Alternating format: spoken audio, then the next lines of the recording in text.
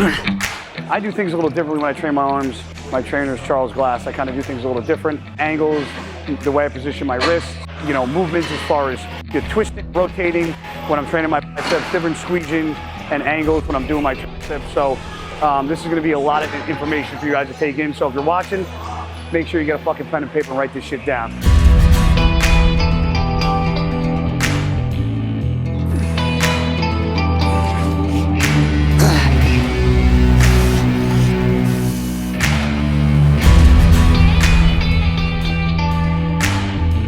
What's up, everybody? Guys, Cisternino here at Destination Dallas. I'm gonna get some arm training in my second workout since my stem cell injections over a month ago. So we're gonna hit some arms today, bis and tris.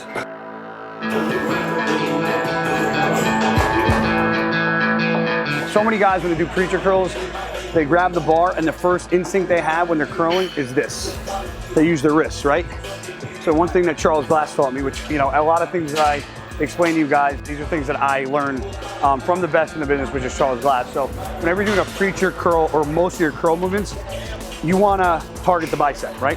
So the way to do that is to keep your wrist out of it. So instead of curling up and doing this, keep your wrist back. So when you're curling on preacher curls, keep your wrist out of the movement and curl like this. So you're not using forearm. You might not be able to use as much fucking weight as you normally would because you're taking your forearms out of it, and that muscling of the curl is out of it, but trying to get fucking big arms. Lighten up the weight a little bit, keep the wrist back, curl it, nice time under tension, momentum, and try it out.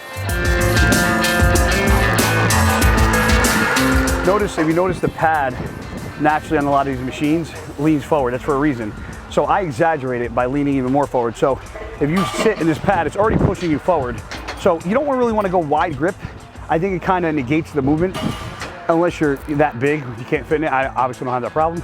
So I go inside grip and I lean forward, keep my elbows back, letting the triceps do the movement. So many guys I see will do this and they'll just go like this. But if you lean forward, you're getting a way better stretch in your tricep and you can get a farther push on the movement. So if you have somebody, especially on the hammer strength machine, you guys see with the plate loaded, what I like to do is you face that machine, have somebody hold down the center of your back, almost like your scapula down, because the weight can push you up. So I like to have somebody that's holding my shoulders down when I'm doing the movement. So if you have with a training partner, have them hold the middle of your back down or put their forearm into your back to hold you down while you're doing it to stop that momentum from you coming up and down and up and down. But give it a try with knuckles facing each other and pushing the dip machine down. You'll feel it a lot in the outer head of your tricep. Give it a try.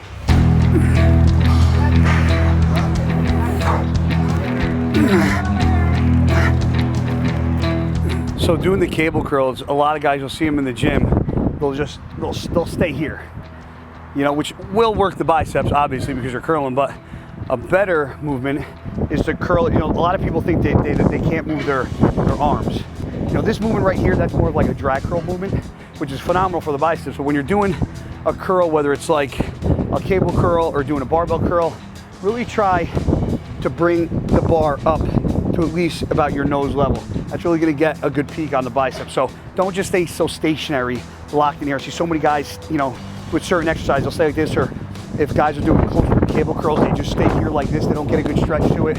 So you gotta make sure you feel the movement.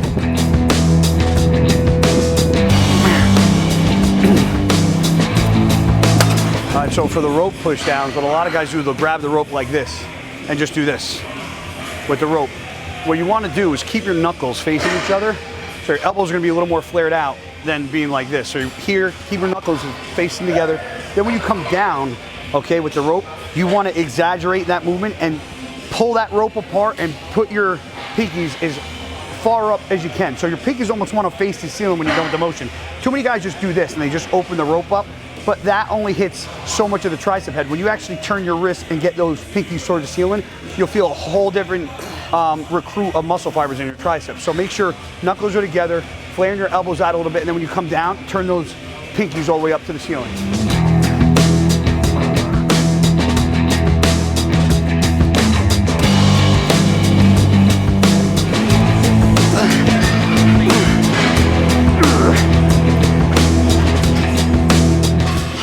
So hammer curls, a lot of people like to do them standard, straight up. which is great. Alternate them, but I like to change up the hammer curl once in a while and do a crossbody hammer curl. Just a little more comfortable, hits a little more brachioradialis, I think.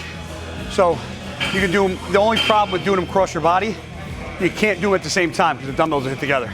So you have no choice but to isolate them and do alternating hammer curls. So want to come across your body, the dumbbell should be right in line with your chin when you finish the movement. You don't want to stay here, you want to come across your body and your thumb should be in line with your chin when you finish the movement.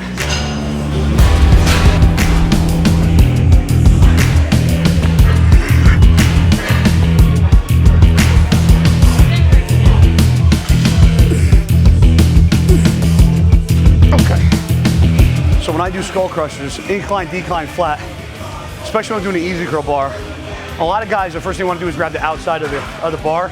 It's easier. You want to take a closer grip with these. And a lot of guys come to the skull, which is fine. Thus the reason why it's called the skull crusher. I like to go behind my head, and instead of pressing just straight up, I try to go out and up. So I'm not just coming in a straight line, I'm pushing this way, not this way. So instead of going right to the skull, try to go behind your head and push out and up. So instead of going straight, if your head's here, instead of pushing straight up, push that way. Because that's what a lot of people don't do with a lot of exercise. They don't get a full stretch. And you don't get a full stretch, you don't get a full contraction. So you always want to make sure you're getting the most out of every single movement that you're doing in the gym. You don't want to keep those short, choppy range of motions because you're not going to hit the full muscle bellies like you're supposed to.